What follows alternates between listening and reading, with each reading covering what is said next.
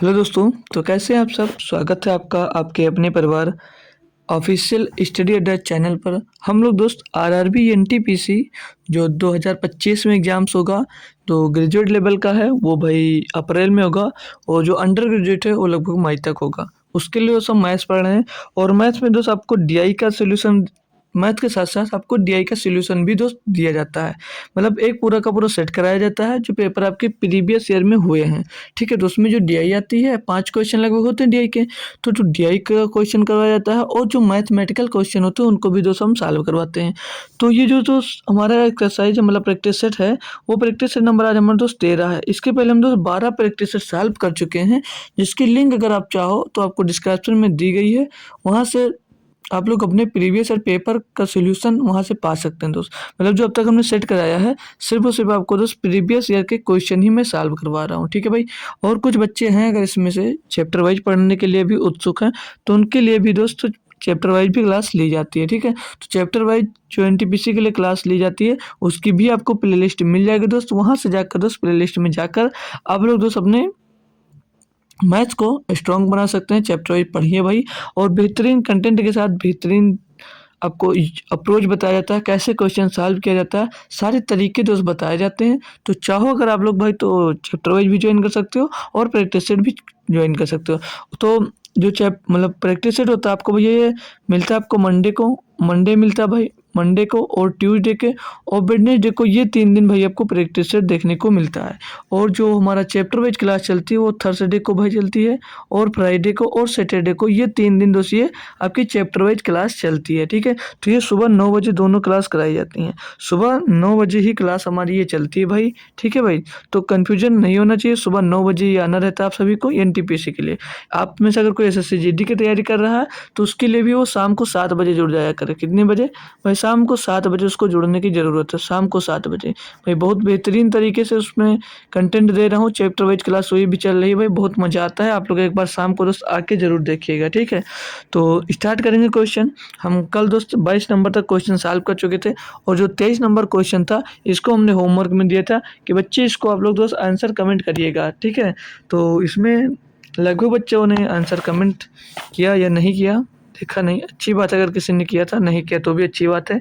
देख लीजिए क्वेश्चन दिया, वह छोटी से छोटी संख्या ज्ञात कीजिए जिससे 3500 में जोड़े जाने पर प्राप्त संख्या 42, 49, 56 और 63 से पूर्णतया विभाज्य हो। भाई मैंने अभी तक बड़ी से बड़ी दे रहा था, तो मैंने क्या बोला था, वहाँ पर क्या निकालना होता है, एलसीएम। और जब मैंने ये भी कहा था कि जब छोटी से छोटी बात पूछेगा तो वहाँ पर क्या निकालना होगा, एलसीएम। यानी कि इसका एलसीएम पूछ रहा है। तो इन नंबर से मैं बोल रहा 3500 में ऐसा क्या जोड़ दिया जाए भैया कि सारे नंबर आपके 42 और 49 और 56 और 63 से डिविजिबल हो जाएं। अब मैं सीधे बोलूँगा भाई किससे डिवाइड करते हैं, 7 से। 7 से इसको डिवाइड कर सकते हैं, बोलो 7 से डिवाइड कर सकते हैं, बोलोगे जी सर। तो जब इसको 7 से डिवाइड कर सकते हैं, जो ऑप्शन आएगा उसको भी 7 से ही डिवाइड करेंगे। तो 7 का मल्टीपल सिर्फ एक ही है, 28 नंबर। तो 28 नंबर ही हमारा दोस्त आंसर हो जाएगा। लेकिन भाई कुछ लोग देखिए, पेपर के लिए तो यही बेटर है, आपके लिए पेपर के लिए ये बेटर है, लेकिन सीखना है तो मेथड से बताऊंगा। ठीक है, सीखना है आप लोगों को तो मेथड सीख लीजिए कि कैसे दोस्त किया जा सकता है ना। तो कैसे किया जा सकता है वो आप लोगों को जानने की ज़रूरत है भाई। तो जैसे नंबर दिया 42 और 49 और 56 और 63, इनका एलसीएम आपको दोस्त निकालने की ज़रूरत है। तो चाहो तो एलसीएम निकाल सकते हो, चाहो तो कॉमन लेकर भी कर सकते हो, लेकिन अब बेसिक से बता रहे हैं तो बिल्कुल ही बेसिक से दोस्त हम चलेंगे। तो पहले 7 से 7 नंबर कर रहे हैं। 7 छंग 42, 7 सत्ता 49, 7 8 56 और 7 नाम 63। कट गया भैया, 2 से काट लो भी इसको। 2 से काटेंगे भाई तो 2 3 6 हो जाएगा, 7 आ जाएगा, 2 चौके 8 हो जाएगा, और ये 9 आ जाएगा पूरा। ठीक है, ये 9 का 9 उत्तर आएगा।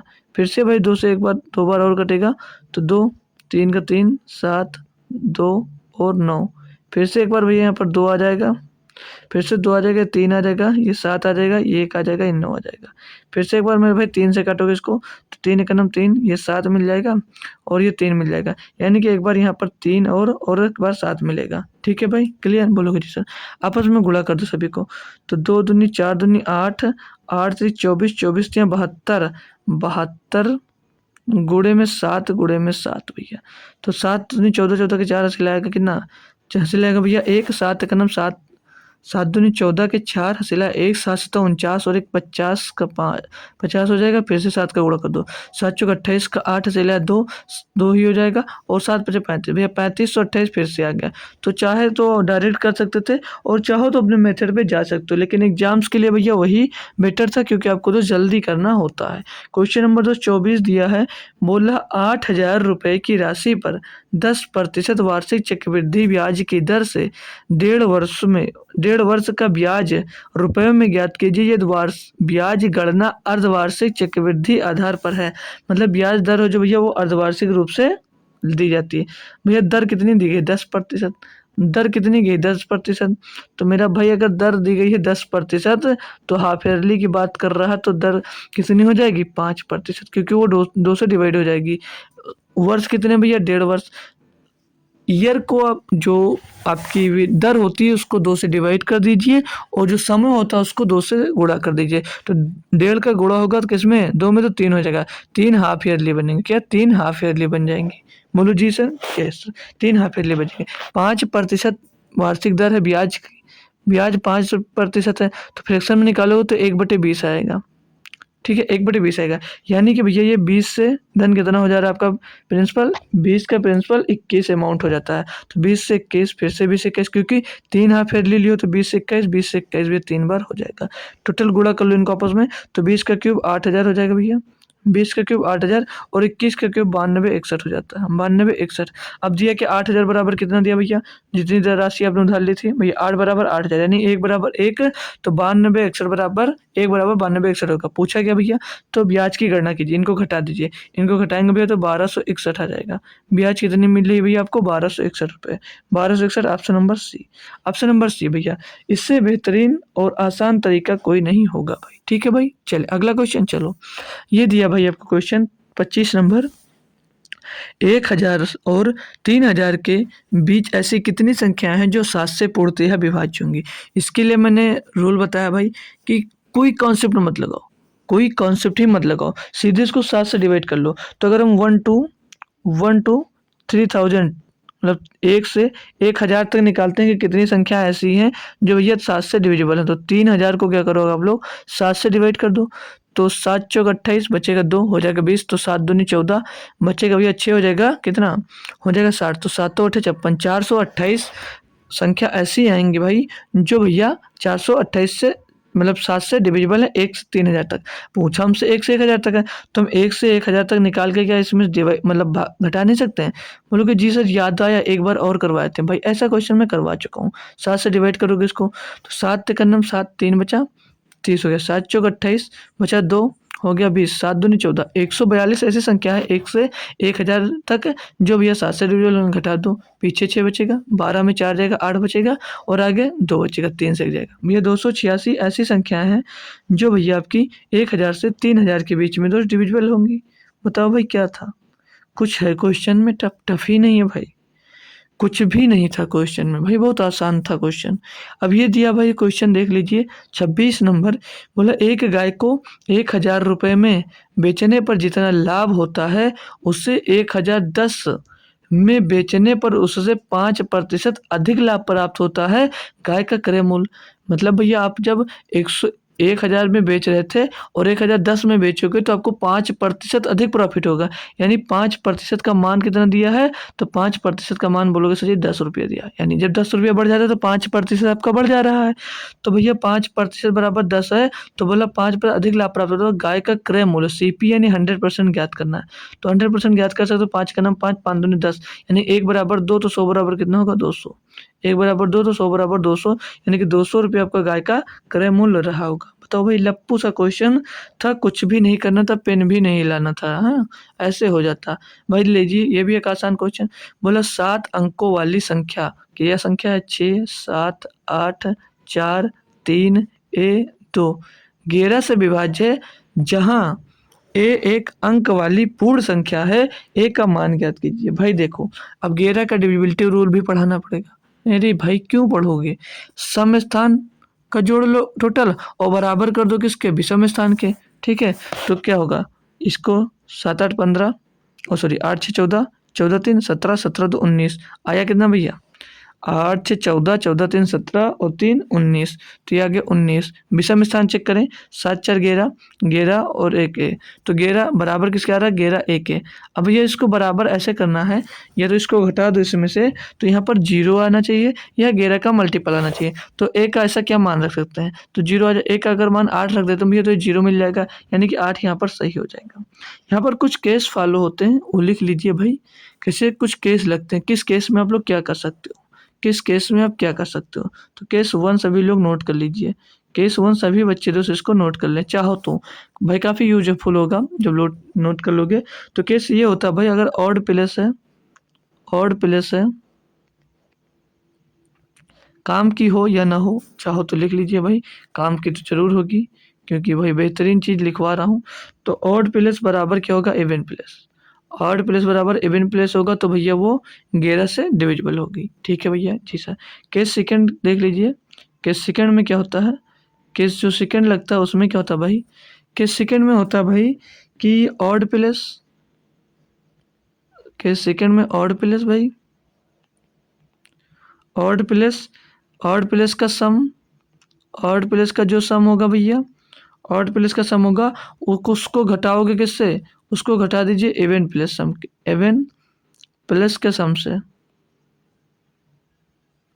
इवन प्लस के सम से घटा दो भैया, सम से घटा दो, तो क्या मिलेगा, तो उस कंडीशन में आपको 0 मिलेगा या तो भैया 11 का डिविजिबल मिलेगा, तभी वो संख्या आपकी दोस्त 11 से डिविजिबल होगी।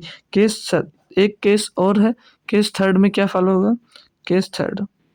ठीक है भाई, ये कब क्या यूज होगा, पहले हम केस फर्स्ट लगाते हैं, केस फर्स्ट से काम नहीं चलता तो केस सेकंड लगाते हैं, फिर केस थर्ड पे आते हैं। तो केस थर्ड क्या है भाई, इवन प्लस, केस थर्ड है इवन प्लस, केस थर्ड जो दिया गया है वो दिया गया भाई इवन प्लस, इवन प्लस का सम होगा भाई, इवन प्लस का सम कर लो और माइनस कर दीजिए ऑड प्लस का सम, माइनस कर दीजिए ऑड प्लस का सम। ठीक है भाई, ऑड प्लस का सम। अब इसके करने के बाद भी क्या आएगा, तब भी आपको बचेगा तो वो 0 का मल्टीपल या 0 बचेगा या 11 का मल्टीपल बचना चाहिए, तभी आपकी संख्या दोस्त 11 से डिविजिबल होगी। तो ये 3 केस हैं कुछ इंपॉर्टेंट, ये 3 केस बनते हैं तभी संख्या हमारी दोस्त 11 से डिविजिबल होती है। हमारा केस 1 पर ही दोस्त ये क्वेश्चन सॉल्व हो गया था, क्वेश्चन एक ही केस, फर्स्ट केस पर ही दोस्त हमारा क्वेश्चन सॉल्व हो गया था, तो दूसरे केस पे हमें जाने की ज़रूरत नहीं पड़ी थी। ठीक है, तो ये कुछ लिख सकते हो। ठीक है, तो चलो अगला क्वेश्चन देखेंगे भाई, क्वेश्चन नंबर 28 दिया 7 अंकों वाली एक संख्या, भाई रिपीट हो गया यार क्वेश्चन, क्या तो रिपीट हो गया यार, सेम क्वेश्चन दे दिया। चलो छोड़ो इसको, अगला देखते हैं भाई। 29 नंबर देख लीजिए भाई, 29 नंबर देख लीजिए भाई, एक क्वेश्चन यार हमारा छूट गया। चलो 28 नंबर क्वेश्चन छूट गया, रिपीट हो गया एक ही बार में। चलो कोई ना दोस्त, फिर किसी दिन करा देंगे या कल ही करा देंगे किसी शिफ्ट में। तो 29 नंबर क्वेश्चन दिया भाई, बोला यदि 15 नोट बुक का क्रय मूल्य 12 नोट के विक्रय मूल्य के बराबर है तो लाभ या हानि प्रतिशत ज्ञात कीजिए। भाई यहाँ पर क्या करो, सीधे आपको करना ये भाई कि सीपी और एसपी निकाल लीजिए, कॉस्ट प्राइस और सेलिंग प्राइस। तो सीपी जो है वो 15 नोटबुक का कॉस्ट प्राइस है जो वो 12 नोट के सेलिंग प्राइस के बराबर है। जी सर, 3 चौक 12, 3 पचे 15, तो सी पी अपन एस पी क्या मिल जाएगा, सी पी अपन एस पी मिल जाएगा भैया 4/5। सी पी अपन एस पी क्या मिल जाएगा 4/5, यानी 4 की खरीद कर 5 में बेच रहे हैं। तो पूछा क्या है, तो लाभ या हानि प्रतिशत। लाभ होगा भाई, 4 का सामान 5 में बेच रहे हो, कितने का लाभ होगा, 1 का लाभ होगा। कितने में होगा, 4 में। गुणे में दोस्त कर दीजिए 100 घटा तो काट दोगे भैया 25% का आपको सीधे सीधे लाभ मिल जाएगा। 25% का प्रॉफिट होगा, 25% का मेरे भाई प्रॉफिट होगा। आसान क्वेश्चन और दिया गया था बेहतरीन क्वेश्चन भाई। चलो अगला देखेंगे अगर हम, तो भाई दिया गया है ये एक वर्ग पार्क की भुजा की लंबाई 18 मीटर है, मतलब जो एक वर्गाकार पार्क है उसकी भुजा की जो लंबाई है 18 मीटर है। इसके बाहर चारों ओर 3 मीटर चौड़ी एक सड़क बनाई जा गई है, सड़क का क्षेत्रफल ज्ञात कीजिए। भाई देखिए, एक वर्गाकार आपका पार्क है, एक वर्गाकार आपका दोस्त पार्क है, ये हमारा दोस्त वर्गाकार पार्क हो गया। बोलोगे जी सर, ये वर्गाकार आपका पार्क हो गया। पार्क कैसा होता है, ग्रीन होता है, भर दें ग्रीन से इसको, अच्छा लगे ना, ताकि आपको अच्छा लगना चाहिए, मजा आना चाहिए भाई पढ़ने में, इंटरेस्ट जगे भाई, तभी मज़ा आता है पढ़ने में। और जब तक इंटरेस्ट नहीं आएगा, ज़बरदस्ती पढ़ोगे भाई तो सेव भी नहीं होता माइंड में, वो माइंड में सेव भी नहीं होता, बाहर हो जाता है, समझ में नहीं आता कैसे चला गया बाहर। और इसके बीच में 3 मीटर चौड़ी, इसके पीछे 3 मीटर चौड़ी एक क्या बनाया जाता है, रोड, मतलब सड़क बनाई जाती है। रोड मतलब सड़क बनाई जाती है। 3 मीटर चौड़ी हमने एक सड़क बना दी भाई, ठीक है। जो इसकी लंबाई थी, ये इसकी लंबाई थी 18 मीटर, हम इसको ए मान लेते हैं। इसकी भुजा भाई, वर्गाकार मैदान की एक भुजा अगर 18 सेंटीमीटर की है, 18 मीटर की है, तो चारों भुजाएं 18 मीटर की ही होंगी भाई, ठीक है। चारों भुजाएं 18 मीटर की ही होंगी। अब और जो सड़क की लंबाई कितनी दी थी, सड़क की लंबाई दोस्त हम इसको मान लेते हैं डब्लू, और ये दी कितनी थी, ये 3 मीटर दी थी। कितनी दी गई है, 3 मीटर। ये 3 मीटर 18 मीटर। हमने दोस्त एक फार्मूला उस दिन लिखा था, इनर पाथ का एरिया निकालोगे या आउटर पाथ का एरिया निकालना है तो कैसे, पाथ एरिया, सीधे सीधे लिख लो पाथ एरिया। अब भाई ये बाहर का है, पाथ एरिया निकालना है। और ये रोड किससे बनी है, तो मतलब अपने किसके, जो पार्क है उसके बाहर बनी है, यानी कि आउटर पार्क का निकालना। तो फार्मूला होता है L+B+2W, और बाहर मतलब बाहर 2W। ये जो 2W भैया, ये अगर अंदर की ओर रास्ता बना तो मतलब इसके अंदर ये रास्ता बना होता तो ये माइनस का होता, और बाहर की ओर बना तो ये प्लस का होगा, ठीक है। ये बात उस दिन भी हम बता दिए थे। तो अब रखोगे तो भैया अंदर जो वर्गाकार है उसका यल भी रख दो, तो वो ए दिया गया है, तो ए दिया गया यानी A+A+2 2W ब्रैकेट के बाहर 2W भाई। तो ए मतलब 18 + 18 36 हो जाएगा, और 2W 3 है, 3 दूनी 6 हो जाएगा, और बाहर भैया कितना दिया, 6 दिया, 6 दिया। तो 36 6 42, 42 गुणे में 6 हो जाएगा भैया। तो 6 दूनी 12 का 2 हासिल आ जाएगा, 1 6 को 24 और 1 25, 252 मीटर स्क्वायर भैया क्या आ जाएगा, 252 मीटर स्क्वायर आ जाएगा भैया सड़क का क्षेत्रफल। सड़क का क्षेत्रफल आ जाएगा। क्या भाई थोड़ा सा भी कंफ्यूजन हुआ, ऐसा तो नहीं कि थोड़ा सा भी आपको तो समझ में ना आया हो, बोल सकते हो भाई, नहीं होना चाहिए भाई, होना भी नहीं। चलो आगे चलते हैं भाई। 31 नंबर, 31 से 34 तक डीआई दिया गया भैया, 4 क्वेश्चन होंगे। जो निर्देश 31 से 34 क्वेश्चन तक दिया गया, बोल रहा है दिए गए बार ग्राफ में 3 कंपनियों एक्स वाई जेड द्वारा अलग अलग वर्षों में पेपर उत्पादन से संबंधित आंकड़े दिए गए हैं। ये एक्स वाई जेड का दिया गया भाई। डाटा नहीं क्लियर होगा तो मैं लिख दिया करूँगा, परेशान होने की ज़रूरत नहीं है। जो क्वांटिटी है भैया वो लाखों में दी गई है, और जो पेपर का उत्पादन है वो लाखों में टन में दिया गया। तो क्वेश्चन स्टार्ट करेंगे भाई। पहला क्वेश्चन क्या दिया गया, पढ़ो।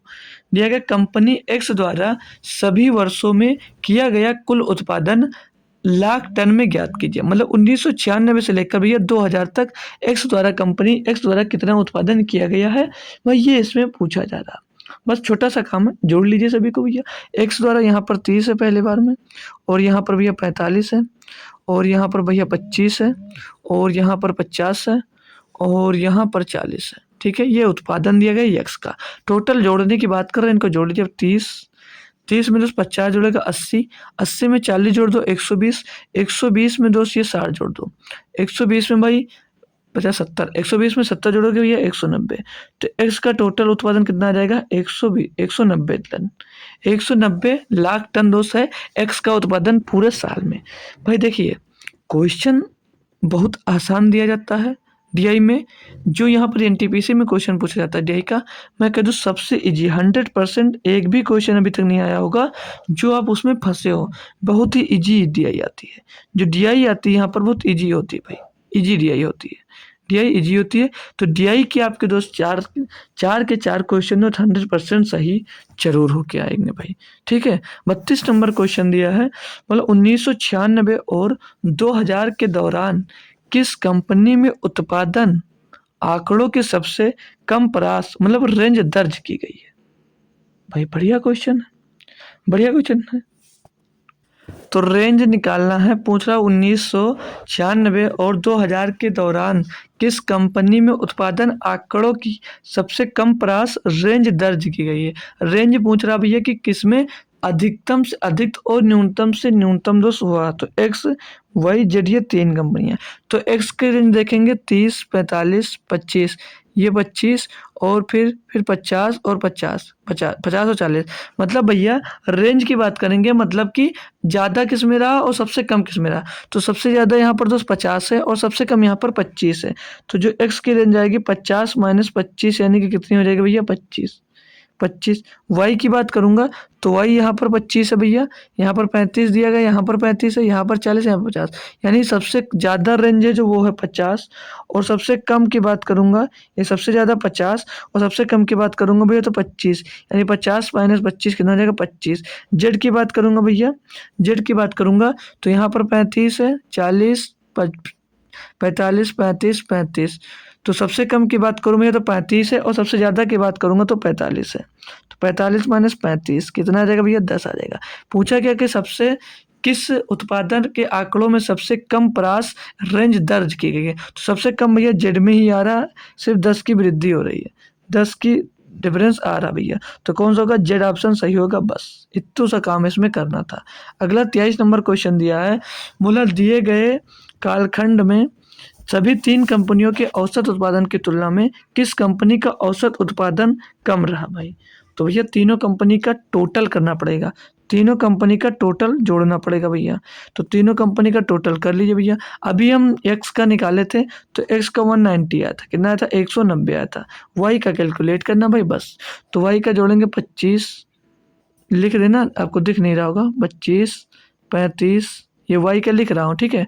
वाई का 25, 35 और 40, 40 और यहाँ पर 50 दिया गया है।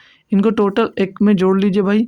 तो 35, 35, 70, 70 और 90, 160, 160 में 25 जुड़ेगा 185, 185 मिल गया भैया।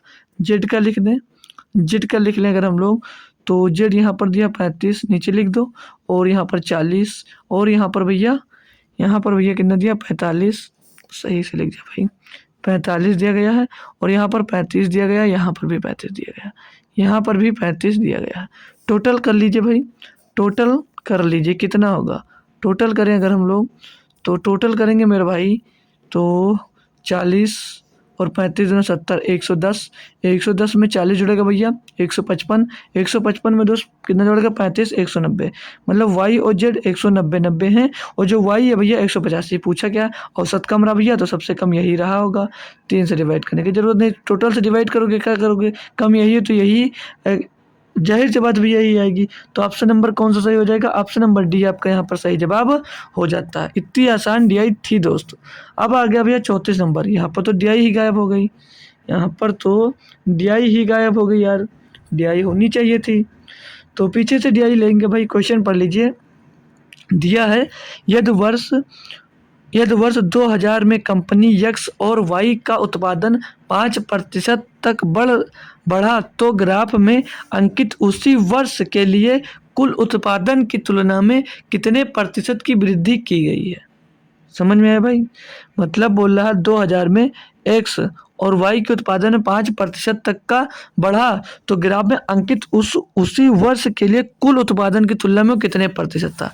मतलब इधर समझ लीजिए कि एक्स और वाई में 5% की वृद्धि हुई तो वो जितनी वृद्धि हुई वो टोटल का कितना प्रतिशत है, सिर्फ इतने से बात पूछा जा रहा है। क्या समझ में आया। तो एक्स का उत्पादन कितना भैया 40 और जो वाई का उत्पादन है 50, ठीक है। तो 40 50 कितना हो जाता है 90, 40 50 हो जाएगा 90। चलो यहाँ पर देख लेते हैं, 40 यहाँ पर लिख लेते हैं, साल हम उधर ही कर लेते हैं। वाई एक्स और वाई का कुल उत्पादन कितना मिल जाएगा भैया 90, और टोटल कितना है 40 50 90, और जेड कितना है यहाँ पर 35। तो 35 जोड़ कितना हो जाएगा 135, 125, ठीक है 125 हो जाएगा।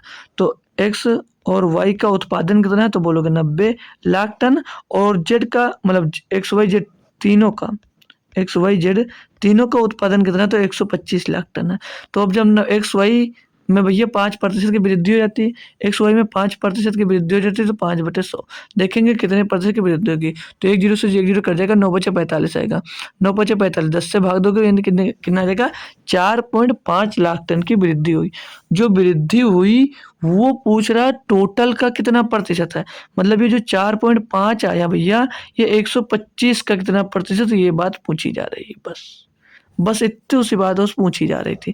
तो 25 चौके 100, 25 पंचे 125, 45 चौके कितना होता है भैया 45 दूना 90 दूना 180, 180/5, 180/5 होगा भाई। एक अंक पे पॉइंट लग जाएगा, यानी कि 18.0, 18.0 आएगा। लिख दें सही से ना, कंफ्यूज मत होना।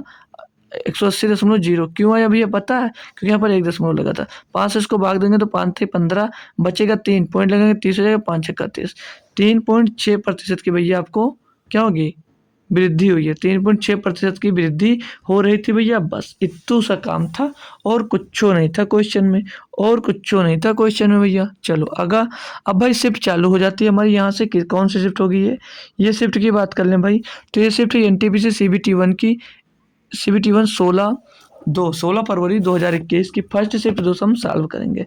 फर्स्ट शिफ्ट हम दोस्त सॉल्व करेंगे। क्वेश्चन दिया है यार सेक थीटा भाई, सेक थीटा और टेन थीटा बराबर 2 है, तो सेक थीटा का मान ज्ञात कीजिए। सेक थीटा का मान ज्ञात कीजिए। क्या ज्ञात कर सकते हो भैया? आप लोगों ने कुछ फार्मूला पढ़ा होगा अलजेब्रा में। क्या पढ़ा है? 1 + tan square theta is equal to sec square theta पढ़ा है? पढ़ रखा है नहीं पढ़ रखा बोलो यार, सभी लोग कमेंट करो जी सर पढ़ रखा है, अच्छी बात है। तो क्या इसको हम लोग दोस्त sec square theta minus tan square theta is equal to 1 लिख सकते हैं? हाँ सर बिल्कुल लिख सकते हो, अच्छी बात है। अब यहाँ पर एक फार्मूला और यूज होगा, ये क्या लिखा है, सेक होगा भाई यहाँ पर, ठीक है। यहाँ पर क्या लिखा, A² - B², मान लीजिए ब्रेकर में है। A² - B² का फार्मूला क्या होता है भैया? एक ब्रेकर में A + B, एक ब्रेकर में A - B, एक ब्रेकर में A + B, एक ब्रेकर में A - B, यही होता फार्मूला। बोलो यही होता फार्मूला, सभी लोग बोलो जी सर। तो ये क्या हो जाएगा, सेक थीटा और प्लस का टेन थीटा, एक ब्रेकर में भैया, एक ब्रेकर में, और दूसरे ब्रेकर में सेक थीटा, दूसरे ब्रेकर में सेक थीटा माइनस का टेन थीटा भैया, ओ भाई टेन थीटा माइनस का tan theta is equal to भैया 1 दिया। बोलो इतना समझ में आया? इतनी बात समझ में आई? बोलो कि जी सर समझ में आई। अब भैया हम लोग यहाँ पर sec theta plus tan theta बराबर 2 दिया है, तो इसकी जगह पे हम दोस्त क्या रख सकते हैं? बोलो क्या रख सकते हैं भाई? मान लीजिए भैया ये जो sec theta plus tan theta बराबर जो 2 है, टेन थीटा बराबर 2 दिया गया। हम लोग इसको कुछ देर के लिए समीकरण 1 मान लेते हैं। बेसिक से ही बता दे रहा हूँ, शॉर्टकट करने वाला था लेकिन मन नहीं कर रहा, क्योंकि आपको समझ में नहीं आएगा तो दिक्कत हो जाएगी। अब यहाँ से भैया sec theta minus tan theta is equal to 1/2 हो सकता है, और इसको समीकरण 2 मान सकता हूँ मैं। ये 1/2 हो सकता है, इसको समीकरण 2 मान सकता हूँ। कैसे हुआ, क्या कोई दिक्कत है भैया? इसकी जगह पे क्या रख दिए, 2 रख दिए, तो इसके बराबर में कितना रहेगा? तो गोले में 2 हो जाएगा, तो बट्टे में 2 इधर ला सकते हो, बोलोगे जी सर। तो इधर कितना हो गया, sec theta minus tan theta बराबर कितना हो जाएगा भैया, 1/2। दोनों को जोड़ दीजिए, दोनों समीकरण को जोड़ दीजिए, तो दोनों को जोड़ेंगे भैया तो यहाँ से टेन खलास हो जाएगा, क्या मिल जाएगा, 2 सेक थीटा यहाँ पर मिल जाएगा, और बराबर में क्या मिल जाएगा भैया, 2 सेक थीटा हो जाएगा। बोलो यार जी सर। और बराबर में क्या जोड़े भैया, 2 + 1/2 ये जुड़ेगा, तो 2 दूनी 4 1 5/2 ये मिल गया भैया। तो सेक थीटा बराबर क्या मिल जाएगा, सेक थीटा ही पूछा गया, तो सेक थीटा बराबर मिल जाएगा 5/4, क्योंकि भैया ये 2 यहाँ पर जाकर गुणा हो जाएगा इसके बटे में, तो 5/4 इसका सही जवाब हो जाएगा। क्या कोई दिक्कत हुई भाई? क्या दिक्कत हुई? क्वेश्चन आसान था, डायरेक्ट कर सकते थे, ठीक है, डायरेक्ट कर सकते थे इसको। चलो अगला क्वेश्चन देखेंगे भाई। क्वेश्चन नंबर 2 दिया गया, दो संख्याओं का अनुपात 4:5 है, दो संख्याओं का अनुपात 4:5 है, उनका मासापा HCF कितना दिया भैया, HCF दिया गया 3, तो उनका LCM ज्ञात करना। भाई कैसे नहीं ज्ञात कर सकते, कोई दिक्कत नहीं। जब HCF 3 है, संख्या 3 है, तो हमने क्या सीखा है, जो संख्या होती है वो संख्या के अनुपात में जो HCF होता है आपका शामिल जरूर होता है, और जो संख्या होती है वो HCF का हमेशा गुणनफल जरूर आएगा। तो HCF का गुणा करोगे इसमें 12 हो जाएगा, इसमें गुणा करोगे भैया 3 बचे 15, तो 12 और 15 का एलसीएम कितना होगा भैया, 12 और 15 का एलसीएम हो जाएगा 60, 12 15 का एलसीएम 60। ऑप्शन नंबर बी सही है, ऑप्शन नंबर भैया बी यहाँ पर सही जवाब हो जाएगा। कुछ भी नहीं करना था मेरे लाल, मेरे दोस्त, मेरे भाई, कुछ नहीं करना था, बहुत आसान होता है यार, बहुत आसान होता है, काफ़ी बार सीख चुके हो। अभी अगर डिस्टर्ब हो रहे हो भाई तो गलत बात है, अभी आप डिस्टर्ब हो रहे हो भाई तो गलत बात है। तीसरा नंबर क्वेश्चन दिया गया मेरे भाई, बोला ए किसी कार्य को समाप्त करने के लिए बी द्वारा लिए गए समय से 3 गुना और सी द्वारा लिए गए समय से 5 गुना समय लेता है। मतलब ए, बी और सी का रेशियो निकाल लीजिए पहले। ठीक है, तो इनका रेशियो क्या मिल जाएगा, ए बी सी का। बोला ए, जो ए है किसी कार्य को समाप्त करने के लिए बी द्वारा लिए गए समय से 3 गुना समय लेता है, 3 गुना समय लेता है, और सी द्वारा लिए गए समय का 5 गुना समय लेता है। तो अगर इसको मैं 15 मान लेता हूँ और इसको मैं 15 मान लेता हूँ, तो बी से 3 गुना समय लेता है यानी ये 5 हो गया, और सी से 5 गुना समय लेता है यानी कि 3 मिल गया। तो ए बी सी का यहाँ पर क्या मिला, रेशियो मिला। किसका, ये कार्य का मिला, ये एफिशिएंसी का नहीं मिला है, ये टाइम का रेशियो मिला, ये टाइम का रेशियो मिला है। एफिशिएंसी कैसे निकालोगे, इन सभी का एचसीएफ निकालो, क्या होगा, इन सभी का एचसीएफ क्या होगा, 5 15 15 ही सेफ हो जाएगा। यानी कि भैया ए 1 घंटे में कितना काम करेगा या 1 दिन में कितना काम करेगा, तो 1 काम करेगा। बी कितना काम करेगा, 3 काम करेगा। सी कितना काम करेगा, 5 काम करेगा। इनकी एफिशिएंसी कितनी निकल कर गई, 1 3 5। बोला क्या भैया, बोला यदि वे एक साथ मिलकर कार्य करते हैं तो वे उसी कार्य को 5 दिनों में पूरा कर सकते हैं। टोटल कार्य निकाल लें भैया, 1 3 4 1 5 9, टोटल 9 कार्य करते हैं एक दिन में, 5 दिन काम किए, टोटल वर्क कितना निकल कर आ गया भाई, 45। टोटल वर्क कितना निकल कर आ गया यहाँ से, 45। पूछा आगे क्या, ए अकेले उसी कार्य को कितने दिनों में पूरा कर लेगा। टोटल कार्य 45 है, ए एक दिन में एक काम करता है, 1 से डिवाइड कर दो भैया, 45 दिन में भैया ए जो है वो टोटल कार्य को कर लेगा। ये जो है वो 45 दिन में टोटल कार्य को भैया पूरा कर लेगा। लप्पू सा क्वेश्चन था, कुछ नहीं करना था, कुछ नहीं करना था भैया बस। अगला क्वेश्चन दिया है क्वेश्चन नंबर 4 भाई। इसमें दिया है यदि एक भिन्न के अंश में 80% की वृद्धि की जाती है और उसके हर में 120% 20% वृद्धि की जाती है, तो इस प्रकार प्राप्त भिन्न 7/22 के बराबर होती है। मूल भिन्न ज्ञात कीजिए। देखिए भाई, भिन्न मिली क्या, 7/22। 7/22 बोलोगे जी सर, ये प्राप्त होती है बढ़ने घटने के बाद। मैंने क्या बोला, जो हर हमने सीखा यह है कि जो अंश में वृद्धि हो रही थी उतनी वृद्धि आप हर में कर दो, और जितनी वृद्धि हर में हो रही थी उतनी वृद्धि अंश में कर दो, बस वो भिन्न में प्राप्त हो जाएगी। तो भैया अंश में कितनी वृद्धि हो रही थी, 80% की, तो हम लोग हर में उसकी वृद्धि कर देते हैं, यानी कि कितनी हो जाएगी, 180%। बोलोगे जी सर। और हर में भैया 120% की वृद्धि हो रही थी, तो हम उसको अंश में वृद्धि कर देंगे। तो 120 इसकी हो रही थी, यानी कि तो कितनी हो जाएगी, 220% हो जाएगी। इसको सॉल्व कर लो, आपकी भिन्न मिल जाएगी। 0 से 0 खत्म, 22 से 22 खत्म। 7/18 भैया वो पहले वाली भिन्न थी। इतनी आसानी से कर सकते हो क्या सर, इतनी आसानी से भी, इतनी आसानी से कैसे, और कैसे कर सकते हो। हमने मान लिया हमारी भिन्न क्या है, एक्स और वाई। अंश में कितने प्रतिशत की वृद्धि हो रही है, 80, यानी कि 180 हो जाएगी। हर में कितने प्रतिशत की वृद्धि हो रही है, 120 की, यानी कितनी हो जाएगी, 220। 220% हो जाएगी, 220%। अरे भाई 220%, इसकी वृद्धि करने के बाद क्या मिलता है, 7/22। अब इसको कैसे कैसे गुणा करो, ये 0 से 0 कट जाएगा, गुणा करोगे तो x/y क्या मिल जाएगा, x/y क्या मिल जाएगा, 7 × 22, और बट्टे में भैया 22 × 18, वही मिलता है सेम भाई, जैसे हमने कर दिया डायरेक्ट। तो 22 से 22 खत्म, 7/18 आंसर आ जाएगा। कैसे भी कर सकते हो आप लोग। 5 नंबर दिया है, एक महिला द्वारा 6 घंटे में एक किया गया कार्य एक पुरुष द्वारा 4 घंटे में किया गया कार्य और एक लड़के द्वारा 8 घंटे में किया गया कार्य के बराबर है। मतलब 6 वुमेन जितनी देर में कार्य करती हैं उतना कार्य 4 पुरुष, मतलब 4 मेल कर देते हैं, और उतना ही कार्य 8 घंटों में भैया 8 बच्चे यानी बालक लिख लीजिए बी कर देते हैं। बोलोगे जी सर। बोला यदि, अब ये पहले देखो इनकी एफिशिएंसी निकाल लो, किसकी, ओमेन की, मेन की और बॉय की। इनकी एफिशिएंसी निकाल लो भैया, इनकी एफिशिएंसी निकाल लो। तो 6 4 और 8 की एफिशिएंसी कितना हो जाएगा भैया, एलसीएम कितना हो जाएगा, 24। 24 हो जाएगा, बोलोगे जी सर। अरे एलसीएम 24 होगा, 24 से डिवाइड करोगे 6 से तो 4, और 4 छको 4 छंग 24, और 8 3 24। भैया महिला और पुरुष और बालक की एफिशिएंसी मिल गई, यहाँ से एफिशिएंसी मिल गई। बोलो बोलो यार, बोलो जी सर, मिल गई। अब आगे पढ़ो। 8 महिलाएं प्रतिदिन 8 घंटे काम करते हुए एक कार्य को 10 दिनों में पूरा कर सकती हैं। टोटल कार्य 8 महिलाएं भैया, 8 महिलाएं 8 घंटे काम करती हैं और एक महिला 4 काम करती है, तो जो 8 महिलाएं कितना काम करेंगी? 4 8 चौक 32, 8 घंटे काम करती हैं और 10 दिन में काम को पूरा कर देती हैं। आगे दिया गया भैया कि तो 10 महिलाएं और 10 पुरुष मिलकर 10 पुरुष और 10 लड़के एक कार्य को मिलकर प्रतिदिन 8 घंटे काम करके उस कार्य को कितने दिनों में पूरा करेंगे भैया? ठीक है, कोई दिक्कत नहीं, कर सकते हैं। कैसे करोगे? 10 महिलाएं, जी सर 10 महिलाएं, या तो एक एक मत करो। कैसे? देखो देखो भाई, 10-10 टोटल दिए गए, 10-10 टोटल दिए गए। अब इन सब में 10-10 का गुणा होगा, 10-10 का गुणा होगा, बोलो बोलो, होगा ना? जी सर। तो इसमें से अगर 10 कॉमन ले लेते हैं तो क्या मिलेगा? 6 10 3 13। तो इसको सीधे सीधे आप लोग 10 गुणे 13 लिख दीजिए। 10 गुणे 13 लिख दोगे तब भी सेम वही आएगा।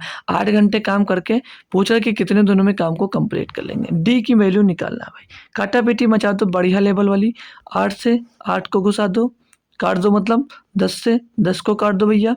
और यहाँ पर कुछ तो कर नहीं रहा, और यहाँ पर नहीं कर रहा, कोई बात नहीं। डी बराबर क्या मिल जाएगा? 8 चौक 32, 32 बटे में 13 बटे में 13 आ जाएगा। यानी कि 13 दूना 32 और 13 दूना 26, 26 6 32, तो 2 सही 6 बटे 13, 2 सही 6 बटे 13। ऑप्शन नंबर भाई डी में दिया गया। ऑप्शन नंबर भैया डी में दिया गया है। आसानी से आप लोगों को तो समझ में आ गया होगा, कुछ टफ नहीं था क्वेश्चन, बहुत ही आसान क्वेश्चन था। एक और आसान क्वेश्चन दिया, बोल रहा एक सही 11 बटे 25 का वर्गमूल, वर्गमूल यानी कि स्क्वायर रूट ज्ञात करना है, स्क्वायर रूट ज्ञात करना है। स्क्वायर रूट निकाल के दिखाइए भैया। इसका स्क्वायर रूट पूछा जा रहा है। 25 से कहना 25 वगैरह 36, 36 बटे 25 का स्क्वायर रूट पूछा जा रहा है।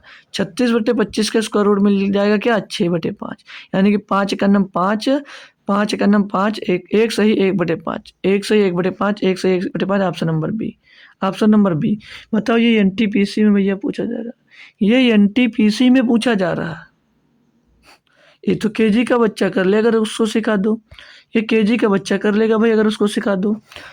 7 नंबर क्वेश्चन दिया गया है, बोला जा रहा है 7 प्रेक्षणों के माध्य और माध्यिका क्रमशः 10 और 9 है।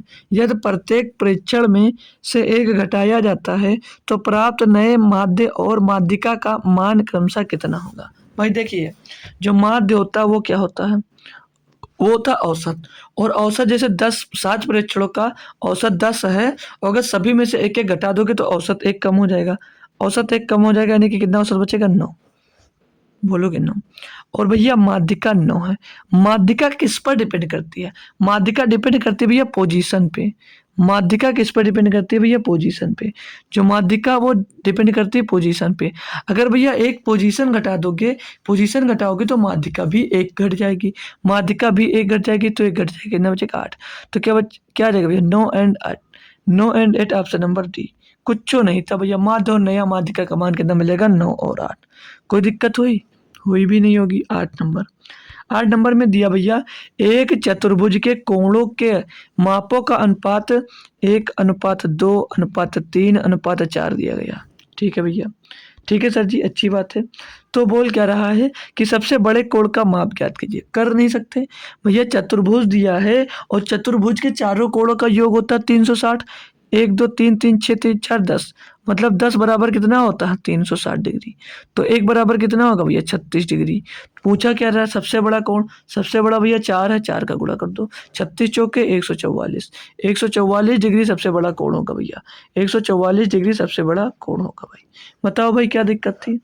ऐसा क्वेश्चन मैं करवा चुका हूँ, ऐसा क्वेश्चन भाई मैं आपको करवा चुका हूँ।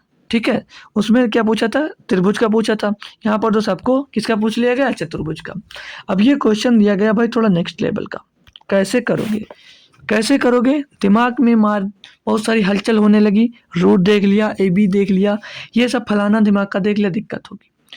कोई दिक्कत नहीं होगी, जुड़े हो हमारे ऑफिशियल स्टडी अड्डा से तो काम तो सारा ऑफिशियल होगा, अच्छा होगा भाई। मतलब अब जो दिया गया भाई कि ए बराबर 3 + √5 बटे में 3 - √5 और बी बराबर 3 - √5 और बटे में 3 + √5 है, तो a² + b² - ab का मान ज्ञात कीजिए।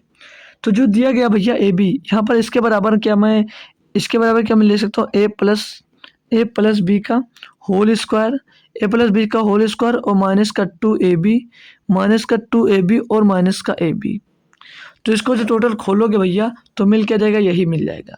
टोटल इसको खोलोगे भैया तो फाइनली यही मिल जाएगा आपका। बोलोगे जी सर। और इसको सॉल्व करूँ तो क्या मैं इसको लिख सकता हूँ सर जी? तो क्या मैं इसको लिख सकता हूँ ए प्लस बी का होल स्क्वायर, ए प्लस बी का होल स्क्वायर और माइनस का 3ab, क्यों? क्योंकि 2ab में माइनस का ab आपका जुड़ गया। बोलोगे जी सर, बोलोगे जी सर। तो भैया ए बी रख दीजिए, ये ए है ये बी है, इसका मान रख दो, इसका ए प्लस बी का होल स्क्वायर यहाँ से रख दीजिए, ठीक है। और ए बी जो ए और गुणे बी मिलेगा, क्या मिलेगा जानते हो? 1 मिलेगा। इसे हटा कर दिखा देता हूँ कैसे मिलेगा, कैसे मिलेगा। ए गुणे बी जो होगा भैया वो 1 मिलेगा, ए गुणे बी कितना मिलेगा? 1 मिलेगा। कैसे मिलेगा ये आपको सीखने की जरूरत है, कैसे मिलेगा वो सीख लीजिए, ठीक है ना भाई, सीख लो मेरे भाई। यहाँ पर ये कितना दिया? 3 प्लस रूट 5 बट्टे 3 माइनस रूट 5, और यहाँ पर इसका गुणा करोगे तो ये ऊपर वाले से ये प्लस वाला ये कट जाएगा और इस माइनस वाले से इस माइनस वाला कट जाएगा, तो कितना आएगा? 1 आएगा उत्तर, ठीक है। कितना उत्तर आएगा भैया? 1 उत्तर आएगा। तो यहाँ पर ए प्लस बी का, ए गुणे बी का मान कितना मिल गया? 1 मिल गया। अब हम ज्ञात करेंगे ए प्लस बी का होल स्क्वायर। तो ए कितना है? ए कितना भैया? कलर चेंज कर ले। ए दिया 3 प्लस रूट 5 प्लस रूट 5 बट्टे में 3 माइनस रूट 5 और प्लस का भैया कितना दिया है? 3 माइनस रूट 5 और बट्टे में दिया गया भैया 3 प्लस रूट 5, ये दिया गया। बोलोगे जी सर, यही दिया गया। इसका आपको करना है स्क्वायर। इसका आप जब करोगे स्क्वायर भैया, या स्क्वायर मत करिए, स्क्वायर मत करिए, क्या कर दीजिए? इसका क्रॉस मल्टीप्लाई कर दीजिए। क्या कर दीजिए? क्रॉस मल्टीप्लाई कर दीजिए इसका। तो इसका इससे गुणा होगा, इसका इससे गुणा होगा, तो 3 plus root 5 3 plus root 5 3 plus root 5 मिलकर क्या बना देगा? क्या बना देगा? ये बना देगा 3 प्लस रूट 5 का होल स्क्वायर। 3 प्लस रूट 5 का बना देगा होल स्क्वायर, और बीच में क्या आ जाएगा? बीच में आएगा प्लस, और इसका इससे गुणा होकर क्या बना देगा? ये 3 माइनस रूट 5 का होल स्क्वायर। 3 माइनस रूट 5 का होल स्क्वायर, रूट 5 है भाई, रूट 5 का होल स्क्वायर बना देगा। बोलो एक बार जी सर, जी सर। बटे में इनका इनका गुणा होगा, तो ये क्या बन जाएगा भैया? एक ब्रैकेट में ए प्लस बी, एक ब्रैकेट में ए माइनस बी, यानी कि 3 त्रिक का 9 और माइनस 5, ये मिल जाएगा भैया। इनको टोटली सॉल्व करते हैं, अगर हम इनको टोटली अगर सॉल्व करते हैं मेरा भाई, तो यहाँ से इसका मिल जाएगा 9, इसका मिल जाएगा 9, स्क्वायर 9 होगा, ठीक है। और यहाँ पर भी मिल जाएगा 9, तो 9 9 जुड़कर 18 हो जाएगा, और ये होगा 5 और ये होगा 5, तो ठीक है, ये होगा 5 और ये होगा 5, तो कितना मिल जाएगा भैया? 5 यहाँ पर, 5 यहाँ पर, तो 1 माइनस 5 से 1 माइनस 5 कैंसिल हो जाएगा, तो यहाँ पर कितना आ जाएगा? 3 त्रिक का 9 पचे 45। या तो इसको कैसे खोल सकते हो, या तो इसको आप लोग खोल सकते हो भाई ए प्लस बी के होल स्क्वायर से। ए प्लस बी का होल स्क्वायर लगा दीजिए, ए माइनस बी का होल स्क्वायर लगा दो, ठीक है। ए माइनस बी का होल स्क्वायर लगा दो। यहाँ पर क्या था भैया? यहाँ पर था 5, ठीक है। तो ए प्लस बी का होल स्क्वायर अगर हम लोग यूज करते हैं यहाँ पर, तो ए स्क्वायर यानी कि 9 आएगा, B square plus B square यानी कि 5 आ जाएगा, और कलर चेंज करते हैं, ठीक है। A square plus B square plus का 2ab यानी 2 गुणे 3, तो 3 6 और 6 गुणे 6 रूट 5 आ जाएगा, प्लस का 6 रूट 5 मिल जाएगा, यहाँ पर 6 रूट 5 मिल जाएगा। बोलो बोलो यार, जी सर, जी सर मिल जाएगा, ठीक है। और यहाँ पर प्लस में 3 का 9 स्क्वायर माइनस का प्लस का बी स्क्वायर यानी 5 हो जाएगा, और माइनस का सर 2ab मतलब तो 6 रूट 5, 6 रूट 5 मिल जाएगा। बटे में आओगे भैया, बटे में क्या मिल जाएगा? 5 में से 4 जाएगा तो नीचे 4 बच जाएगा। बोलो जी सर। काटा पीटी बचाएंगे भाई, काटा पीटी करेंगे तो 6 रूट 5 से प्लस का 6 रूट 5 ये माइनस का कट जाएगा, और ये भैया 9 यहाँ पर जोड़ोगे भाई, तो यहाँ से अगर हम लोग कॉमन ले लें भाई, यहाँ से कॉमन लो या छोड़ दो, 9 5 14, और 14 और 14 28, 28 बटे क्या मिल जाएगा भैया? 28 बटे 4, यानी कि क्या फाइनली आंसर मिलेगा 7। क्या फाइनली आंसर मिला? ए प्लस बी बराबर कितना मिला? 7। ए प्लस बी बराबर जब 7 मिल गया है, तो यहाँ पर ए प्लस बी बराबर आप लोग 7 रखोगे। जब ए प्लस बी बराबर 7 रखोगे तो 7 का स्क्वायर कितना हो जाएगा? 49, और 3 गुणे माइनस का 3, और ए बी का मान पहले ही निकाल दिया था कितना? 1, तो 3 ए बी 3 होगा, तो 49 से भैया 3 जाएगा, कितना बचेगा? 46। तो इसका सही जवाब क्या हो जाएगा? 46। इसका सही जवाब भैया हो जाएगा 46। करना होता क्वेश्चन तो देखते देखते हम अपने मन में निकाल कर सकते थे। ये स्टेप हमने फालतू का किया, ये स्टेप हमने फालतू का इसलिए किया कि आपको समझ में आ जाए, वरना ये इस स्टेप की कोई ज़रूरत नहीं थी। डायरेक्ट ये क्वेश्चन दोस्त किया जा सकता था। चलो अगला देख लीजिए भाई, दिया 10 नंबर क्वेश्चन, बोला अनिल 50 रुपये में 12 के भाव से सेब खरीदता है, मतलब ये सीपी दी गई है, सीपी दी गई है 50 रुपये में भैया 12 सेब खरीदता है। जी सर। सेलिंग प्राइस क्या दी है? बोला 50 में 8 सेब बेचता है, 50 रुपये में 8 सेब बेचता है। क्वांटिटी बराबर कर लीजिए, क्वांटिटी बराबर करने के लिए यहाँ पर 2 से गुणा कर देंगे, यहाँ पर 3 से गुणा कर देंगे, तो यहाँ पर भी भैया 2 का गुणा होगा, यहाँ पर भैया 3 का गुणा होगा, यानी 50 दूनी 100, 100 रुपये का खरीदा, 50 या 150, 150 का बेच दिया सामान, 150 का सामान बेच दिया, कितने का प्रॉफिट हो? 50 का। किस में हुआ? 100 में। गुणे में 200, यानी कि प्रॉफिट कितने हो जाएगा? 50% का। 50% का आपको दोस्तों यहाँ पर प्रॉफिट निकल कर आ जाता है। भाई कोई कंफ्यूजन तो नहीं है? कोई कंफ्यूजन तो नहीं है भैया? आगे बढ़ जाऊंगा, आगे बढ़ूंगा बिना देरी के। अब ये क्वेश्चन दिया गया है, बोला चक्रवृद्धि ब्याज पर दी गई कितनी धनराशि 3 वर्ष में 5,000 हो जाएगी यदि ब्याज दर पहले वर्ष के लिए 2%, दूसरे वर्ष के लिए 3% और तीसरे वर्ष के लिए 4%। अच्छा सा क्वेश्चन है, अच्छा सा क्वेश्चन है। सॉल्व करना पड़ता तो बहुत टफ हो जाता, लेकिन देर कैसा है? आसान। क्योंकि भाई क्वेश्चन भी बोल रहा पेन मत चला भैया, पेन मत चलाओ। बोल रहा है चक्रवृद्धि ब्याज दर पर कितनी धनराशि 3 वर्ष में 5,000 हो जाएगी। हमने मान लिया कोई धनराशि हमारे पास एक्स है, एक्स मान लो या ए मान लो, एक्स मैं नहीं मानता हूँ, ठीक है, ए मान लेता हूँ। ए धनराशि है, पहले साल में वो 2% बढ़ी, यानी कि 102 हो गई, 102/100 भैया। और भैया गुणे में दूसरे वर्ष में 3% बढ़ी, यानी कि 103/100 हो गई। जी सर। और तीसरे वर्ष में भैया 4% बढ़े, यानी कि 104/100 हो गई। इतना बढ़ने के बाद कितनी हो जाती? 5,000। ठीक है, ये टोटल धनराशि हो जाती 5,000। कैसे सॉल्व करोगे भाई? ऑप्शन बी सही है इसका, ऑप्शन बी सही इसका एकदम से झलक रहा है। कैसे भैया? 100 से इसको भाग दोगे कितना आएगा? 1.2, 1.2 मिल रहा है। 100 से इसको भाग दे दो कितना आएगा? 1.03, 1.04। भैया जब सभी को भाग दे दोगे 100 से, सभी को भाग दे दोगे 100 से, यहाँ पर 5,000 था यार, 5,000 था, ठीक है, तो 100 से भाग दोगे ये यहाँ पर पॉइंट लग जाएगा। 100 से इसको भाग दोगे भैया यहाँ पर पॉइंट लग जाएगा, 100 से इसको भाग दोगे यहाँ पर पॉइंट लग जाएगा भैया, और 100 से इसको भाग दोगे पॉइंट यहाँ पर लग जाएगा। अब ये सब गुणे में है तो भाग में नीचे आ जाएंगे इसके 5,000 के बट्टे में, तो 5,000 के बट्टे में यही ऑप्शन दिया गया था। सीधा ऑप्शन, कुछ नहीं करना था, सीधे आपको आंसर टिक करना था बस, सीधे आपको आंसर टिक करना था बस। अब ये क्वेश्चन दिया भैया, बोला साइन 1 डिग्री, साइन यहाँ पर 2 डिग्री होगा भाई, साइन 1 डिग्री, साइन 2 डिग्री, ठीक है, साइन 3 डिग्री, फिर डॉट डॉट साइन 180 डिग्री, फिर डॉट डॉट साइन 196 डिग्री। मतलब इन सबका मान पूछा जा रहा है, तो क्या मान होगा? सीधी सी बात, एक मान होगा। क्या साइन 180 का मान जानते हो? साइन 180 डिग्री का मान पता है किसी बच्चे को? साइन 180 डिग्री का मान किसी बच्चे को पता है क्या? कमेंट करे, कमेंट करे भाई, साइन 180 डिग्री का मान क्या होता है? साइन 180 डिग्री का मान क्या होता है? कोई कमेंट कर सकता है भाई? क्या होता भाई? नहीं पता आपको? चलिए हम बताएंगे भाई, नहीं पता है तो हमसे सीख लीजिए। इसका मान होता है 0, और अगर भैया एक वैल्यू 0 आ गई, कुछ भी गुणा कर लो, कुछ भी गुणा कर लो, क्या आएगा? 0। एक मान अगर 0 मिल गया तो कुछ भी हो जाए समझ लीजिए 0 ही होगा। भाई जब भी इस टाइप का आपको क्वेश्चन देखने को मिले तो उसमें समझ जाइएगा कि कुछ ना कुछ इस टाइप का बीच में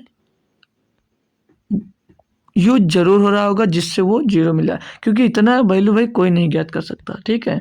तो अब दिया गया यदि एक समबाहु त्रिभुज के परिवृत्त और अंतःवृत्त के क्षेत्रों का अंतर 66 सेंटीमीटर है तो त्रिभुजों का क्षेत्रफल ज्ञात कीजिए। भाई परिवृत्त की बात करें तो समबाहु त्रिभुज के परिवृत्त की बात करें तो कितना होता है? a/√3 होता है, ये होता है परिवृत्ति। और अंतः परिवृत्ति कितनी होती है? अंतः परिवृत्ति होती है a/2√3 होता है, a/2√3 होता है। बोलोगे जी सर। बोला इनके क्षेत्रफल का अंतर 66 सेंटीमीटर है।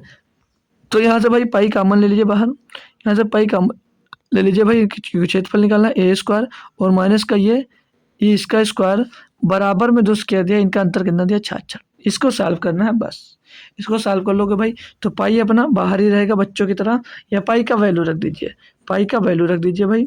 पाई सीधा साधा है और कभी कभार खतरा भी बहुत अच्छा मचा देता है, ठीक है। 22/7 और अंदर जब मल्टीप्लाई घुसोगे, अंदर जाओगे मेरे भैया, तो a² यहाँ पर क्या हो जाएगा? a² हो जाएगा,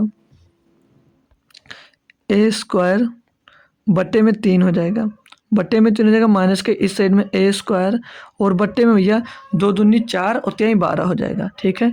बराबर में क्या दिया? 66। बराबर में क्या दिया था 66।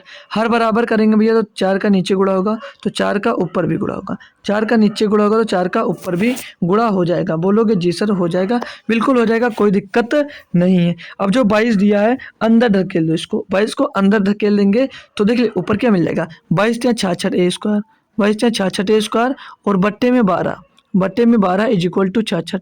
क्या कोई कन्फ्यूजन कन्फ्यूजन हो तो मैं बता दूं। ओ सॉरी यार, ये 7 भी इंटर इंटर होगा ना तो 12 7 84 हो जाएगा, 12 7 84 होगा। यहाँ पर 66 ए स्क्वायर आएगा कैसे, इसके लिए अगर कंफ्यूज हो तो कंफ्यूज मत होइए। ये 4 ए स्क्वायर से 1 ए स्क्वायर माइनस हो गया तो 3 ए स्क्वायर बचा, 3 ए में 22 का मल्टीप्लाई हो गया तो 66 ए स्क्वायर हो जाता है। अब 66 से भैया 66 कट जाएगा और ए स्क्वायर बराबर क्या मिल जाएगा, ए स्क्वायर बराबर मिल जाता है हमको 84, ए स्क्वायर बराबर मिल जाता है हमको 84। पूछा क्या गया क्वेश्चन में, तो त्रिभुज का क्षेत्रफल ज्ञात कीजिए। तो त्रिभुज का भैया क्षेत्रफल क्या होगा, संभव त्रिभुज का जो क्षेत्रफल होता है वो होता है भैया √3 a² बाई 4, √3 a² बाई 4 होता है। बोलोगे जी सर, तो भैया इसका मान कितना दिया √3 हो जाएगा, ए स्क्वायर का मान भैया 84, 84 बटे में भैया 4, 4 से इसको काटोगे 21 बार जाएगा, यानी इसका मान क्या आ जाएगा भैया, इसका जो आंसर आ जाएगा, इसका आंसर यहाँ पे लिख दे रहा हूँ देख लीजिए, 21 21 चौ 84 तो 21√3, 21√3 भैया इसका क्षेत्रफल मिल जाएगा समबाहु त्रिभुज के क्षेत्रफल। ऐसा क्वेश्चन था, इस टाइप से दोस्त आपको करना था।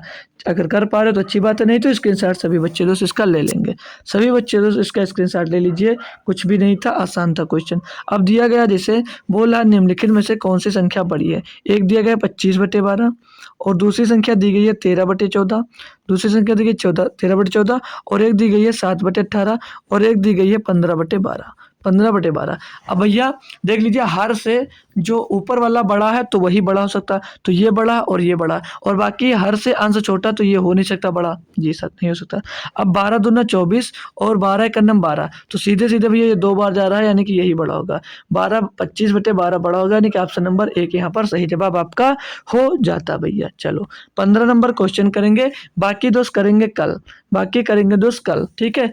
दिया है कि 10 प्रेक्षणों का माध्य 25 है भाई, 10 प्रेक्षणों का माध्य 25 है। जांच करने पर यह पाया गया कि 2 प्रेक्षणों को गलती से 6 और 9 के रूप में कॉपी किया गया था। मतलब गलती से कितना लिख लिया गया है, गलती हो गई साहब, गलती हो गई, मुंह से निकल गई मेरे, ठीक है।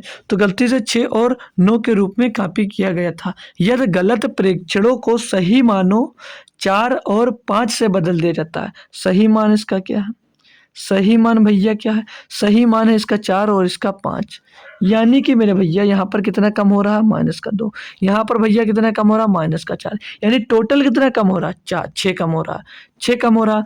कितने परीक्षण थे 10 में, तो 10 से इसको डिवाइड कर दो और इसको घटा किससे दो 25 से। टोटल कितना था परीक्षण, माध्य कितना था 25 था, यानी औसत कितना था 25 था, तो 25 माइनस कितना हो जाएगा पॉइंट का 6, 25 माइनस 0.6 यानी कि 24.4, 24.4 इसका भैया सही उत्तर होगा, सही उत्तर होगा 24.4, 24.4 इसका सही माध्य कितना होगा 24.4। ये टोटली बेस्ड होता है एवरेज पे, टोटली बेस्ड होता है भैया ये औसत पे, ठीक है।